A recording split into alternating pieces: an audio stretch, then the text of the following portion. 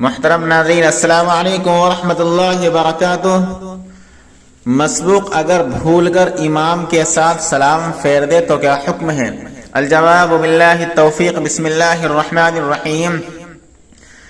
مسبوق اگر امام کے ساتھ بھول کر سلام پھیر دے تو اس میں تفصیل یہ ہے کہ اگر مسبوق نے امام کے ساتھ اس طرح سلام پھیرا کہ امام کے لفظ سلام کی میم کے ساتھ یا اس سے پہلے اس نے بھی سلام کی میم کہہ لی تو اس پر سجدہ سہو واجب نہیں، اس سے تاخیر ہو گئی تو سجدہ سہو واجب ہے، اس لیے کہ لفظ سلام سے اقتدا ختم ہو جاتی ہے۔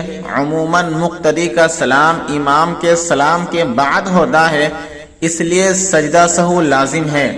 بحوالہ دارالفتاء دارالعلوم دیوبند۔ ویڈیو پسند آئے تو لائک کیجئے، شیئر کیجئے اور چینل کو سبسکرائب کر دیجئے۔